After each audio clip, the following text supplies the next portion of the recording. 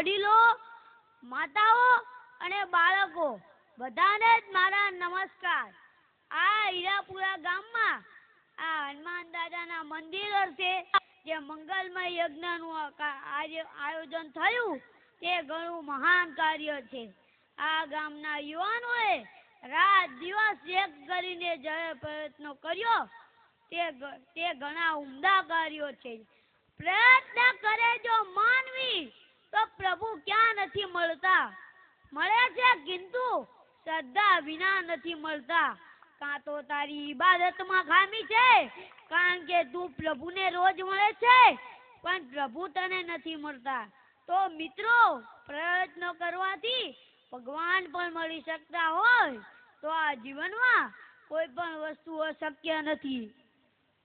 આમ મિત્રો, સંત સુરદાસજી ભગવાન સામે આટલો મોટો પડકાર ફેંકી શકતા હોય કે જો હું મારા હાથને ફેલાવું તો તારી ખુદાઈ દૂર નથી, પ્રભુ માંગુ અને તું આપ, એ વાત મને મંજૂર નથી। પ્રભુ મારે તને જોવા છે પણ તારે દેખાવું નથી, તો કરી લેતા આજે ફેંસલો કા તું નથી ને કા હું નથી। તો મિત્રો, સંત સુરદાસજી આટલી મોટી વાત કરી શકતા હોય તો આપણે તો ખાલી મંદિરના જીર્ણોદ્ધારની જ વાત હતી। સৎ કાર્યોમાં તો ભગવાનના આશીર્વાદ સાથે જ હોય છે, માત્ર જરૂર હોય છે ઉમદા જીવનની। માટે જીવન સંઘર્ષ છે તેને લડો, જીવન તક છે તેને જળવો, જીવન ફરજ છે તેને નિભાવો, જીવન વચન છે તેને પાળો, જીવન રહસ્ય છે તેને ઉકેલો। આમ જીવન અનેક રૂપ રંગ લઈને આપણી સામે આવે છે। આજકાલ મંદિરનું રૂપ લઈને સામે આવે છે, જ્યાં જુઓ ત્યાં સંભળાય છે મંદિર મંદિર, પણ ભાઈ મંદિર કરતા તો તેનો હાવ મોટો છે। કોઈ પણ વસ્તુ જીવનમાં એવી ન હોય કે જેનો હલ ના હોય, માત્ર જરૂર છે સાહસની। જિંદગી દુઃખનો દરિયો છે તો શું અમે મરજીવા છીએ, સુખનું એકાદ મોતી ગોતી કાઢશું। જિંદગી અંધકારમય છે તો શું અમે આશાવાદી છીએ, આશાનું એકાદ કિરણ ગોતી કાઢશું।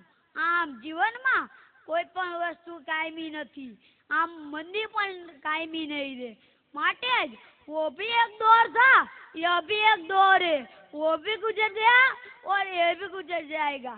આમ જીવનનો કોઈ પણ પડકાર યુવાનો પર આધારિત છે, માટે જ जो जहाजों से टकराए उसको तूफान कहते हैं और जो तूफानों से टकराए उसको जवान कहते हैं।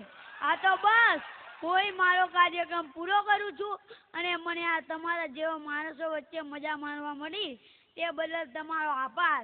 ખબર નહોતી જિંદગીને રંગત મળી જશે, ખબર નહોતી જિંદગીને રંગત મળી જશે, તમારા સ્નેહની સુવાળી સંગત મળી જશે। દિલ ખોલી શકું જેની પાસે પ્રેમથી આવા કોઈ જગમાં અંગત મળી જશે। આભાર। मेरी पाक मोहब्बत कबूल कर और रुख से नकाब हटा और तेरा जलवा दिखा, वरना मैं सचमुच मर जाऊंगा। आए जन्नत हूर पर्दा नसीन, पर्दो है ने એને નકાબ કહેવાય। आए जन्नत हूर पर्दा नसीन, मेरी पाक मोहब्बत कबूल कर। पाक नापाक नहीं, उपासना प्रेमनी बात। पाक मोहब्बत कबूल कर और रुख से नकाब हटा और तेरा जलवा दिखा, वरना मैं सचमुच मर जाऊंगा। 2 દી 5 દી 15 દી થયા, ઓલો હાચું મરી ગયો, આપઘાત કરી। ત્યારે ઓલી પ્રેમિકા નીકળી ત્યાંથી એની પ્રિયંસી અને કીધું કે ભાઈ ઓલો પાક મોહબ્બતની ઉપાસનાના પ્રેમની વાત કરતો તો એ ક્યાં ગયો? તો મર ગયા, उसको दफना दिया कब्रिस्तान में। અને ભાઈ દોડતી દોડતી જાય છે, ગાંડી થઈ જાય છે। પાગલ, પાગલનો અર્થ શું થાય ખબર છે? પાગલ, कुछ पाके जो गल करता है वही पागल है। કાંઈક મળ્યા પછી ગલ કરે છે ને, कुछ पाके जो गल करता है वही पागल है। दौड़ती कब्रिस्तान में जઈને જ્યાં દફનાયો તો ત્યાં ધરતી ખોતરી, ચહેરો ઉઘાડો કરી અને એટલું પ્રેમિકા બોલી ગઈ, मेरे गुमनाम आशिक, नाम નથી આવડતા गुमनाम, ऐ मेरे गुमनाम आशिक, मैं आई हूं तेरे मजार पे, मैंने रुख से नकाब हटा दिया, अब जी भर के दीदार कर। तारे कब्रिस्तान माथी आवाज आयो गए, खुदा ये तेरा कैसा इंसाफ है, आज मैं पर्दे में हूं और वो बेनकाब है। विधेला विधाय। અણવિદા વનમાં ફરે, તું તારું જંતર વગાડ બાપ, મોરું જીવતા આતમ ઠરે. આજ